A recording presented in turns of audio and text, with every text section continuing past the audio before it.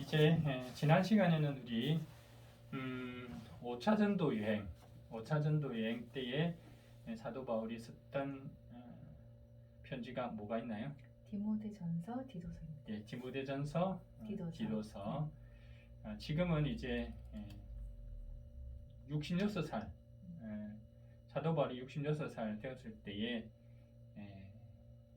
드로아에서 체포가 되게 되는데 드로아인지는 정확하게는 몰라요. 그런데 드로아라고 이야기하는 측에서의 근거는 뭐냐면 디모데후서에 사도 바울이 디모데에게 드로아에 있을 때 내 겉옷을 그리고 성경을 가져다 달라고 이야기하는 거 보면 옷도 챙기지 못할 만큼 급박한 상황 속에서 붙잡혀 왔을겠다 하는 생각을 추측을 하게 합니다. 네.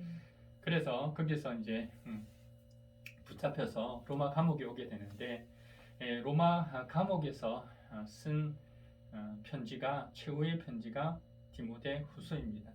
로마 감옥은 그냥 가택연금이 아니라 진짜 감옥이에요. 예, 그러면 사도 바울이 이 디모데 후서를 쓸 때에 어떤 상황이었는지를 말해주는 게 있죠. 디모데후서 4장 6절입니다.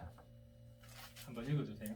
네, 나는 이미 부어드리는 제물로 피를 흘릴 때가 되었고 세상을 떠날 때가 되었습니다. 네, 이제 사도 바울은 피를 흘릴 때가 되었고 세상을 떠날 때가 되었다는 것을 알고 있죠.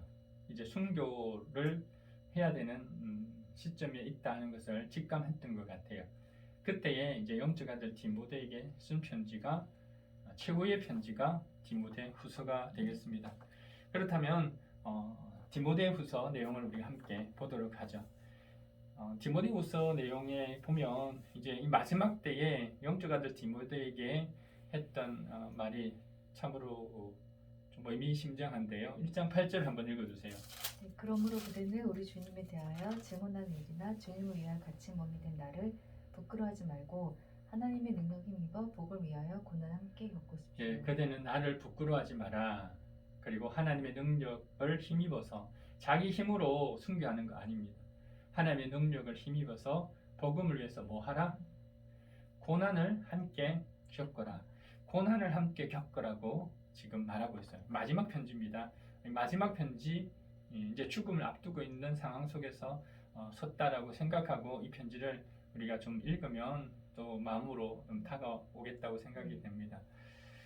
자, 그리고 또 이야기했던 게 10절인데요. 10절 한번 읽어볼래요? 네, 이제는 우리 구주 그리스도 예수께서 나타나심으로 훤히 드러났습니다. 그리스도께서는 죽음을 피하시고 복음으로 생명과 썩지 않음을 환히 보이셨습니다. 네, 예수 그리스도의 부활을 이야기하고 있는데 이건 의미가 있겠죠. 왜 그러면 사도 바울이 죽음을 직감하고 있기 때문에 나는 이제 부활한다. 예수 부활이 내 부활이 된다. 라는 의미예요. 때문에 부활은 예수의 부활은 생명과 영혼이 죽지 않음을 드러냈던 사건 때문에 나에게도 그와 같은 사건이 일어난다 하는 이야기입니다. 자, 그러면서 이제 세 번째 부분은 사도 바울이 자기와 함께했던 동력자와 자기를 버렸던 사람을 좀 소개하고 있는데 1장 15절부터 18절 한번 읽어보시겠습니다. 그대도 알다시피 아시아에 있는 사람이 모두 나를 버렸습니다.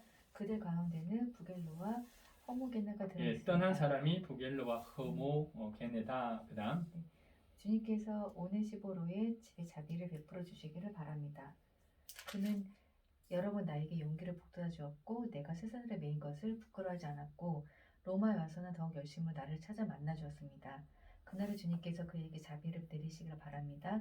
그대는 그가 에베소에 얼마나 많이 봉사했는가를 잘 알고 있습니다. 네, 오네시보로를 기억해라 라는 부분을 이야기하고 있네요. 자, 그리고 이어서 이야기하는 부분은 이제 사도 바울이 정말 마지막 당부죠. 마지막 당부를 하고 있는데 마지막 당부 쭉 끝까지 다예요. 그런데 중간 부분에 사도 바울이 마지막 당부하기 전 할 때에 과거에 디모데 너는 어떤 사람이었는지에 대해서 잠깐 또 이야기를 하고 또 다른 당부를 하게 되는데 그럼 첫 번째로는 사도 바울이 디모데에게 한 마지막 당부가 뭔지를 한번 볼까요? 2장 1절입니다. 그러므로 내 아들이여 그리스도 예수 안에서 은혜로 굳세어지십시오. 네, 굳세어지십시오. 자, 굳세어지십시오. 2장 2절. 그대가 많은 증인을 통하여 나에게서 들은 것을 믿지간 사람들에게 전수하십시오. 자, 전하십시오. 내게 방을 전하십시오. 그 다음 세 번은 2장 3절 똑같습니다. 앞에 네. 이야기했던 것. 그대는 그리스도 예수의 훌륭한 군사답게 고난을 함께 달게 자, 받으십시오. 고난을 다르게 받으라. 고난 받는 것도 어떻게 해요? 다르게 받으라. 자, 2장 8절. 내가 전하는 복음대로 다윗의 자손을 나시고 죽은 사람 가운데서 살아나신 예수 그리스도를 기억하십시오.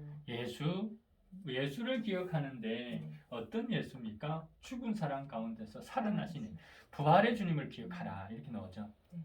자, 그 다음 2장 14절. 신도들에게 이것을 일깨우십시오. 하나님 앞에서 그들에게 엄숙히 명해서 말다툼 하지 못하게 하십시오. 자, 말다툼 하기 못하도록 그들을 일깨워줘라. 2장 15절. 그대는 진리의 말씀을 올바르게 가르치는 부끄러울 거 없는 일꾼으로 하나님께 인정받는 사람이 되기를 힘쓰십시오. 하나님께 인정받는 사람이 되라. 이 마지막 이야기예요. 그죠? 하나님께 인정받는 사람이 되라. 그 다음 2장 16절. 속된 잡담을 피하십시오. 네, 잡담을 피하라. 그러니까 성도들의 이야기 가운데 잡담 그런 것들은 그죠? 속된 잡담을 피하라 됐고요. 그다음 2장 22절 되겠네요. 그대는 젊음의 정욕을 피하고 깨끗한 마음으로 주님을 찾는 사람들과 함께 의와 믿음과 사랑과 평화를 쫓으십시오. 자, 피하고 쫓아라. 그죠? 네. 23절. 어리석고 무식한 논쟁을 멀리하십시오. 예, 멀리하라 논쟁. 네. 그다음 2장 24절. 주님의 종을 다투지 말아야 합니다. 예, 다투지 마라. 싸우지 마라. 네. 이게 싸우는 건 작은 일이 아니에요. 싸우면 이 다른 것과 엄청나게 영향력을 미친더라고요. 그죠, 집사님? 네.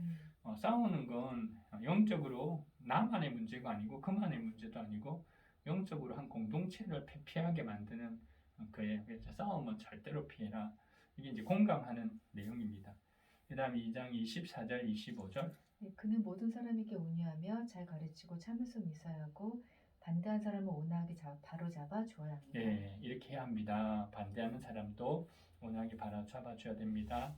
그 다음에 이제 좀 준비를 시키는데 3장 1절. 그대는 이것을 알아두십시오. 말세에 어려울 때가 올 것입니다. 말세에 어려운 때가 온다라고 이야기하면서 어떻다를 쭉 설명을 하고 있어요. 네. 그리고 나서 중간에 사도 바울이 이제 또 디모데를 생각하며 넌 이런 사람이었다라고 이제 사도 바울이 디모데를 회상하면서 영적 아들 디모데 너는 이런 사람이라고 다시 일깨워 주고 있는데요. 3장 10절입니다. 네, 그대는 나의 가르침과 행동과 의향과 믿음과 오래 참음과 사랑과 인내를 따르며 따르며 뭘 따르는 건가? 가르침도 따르고 의향과 그죠?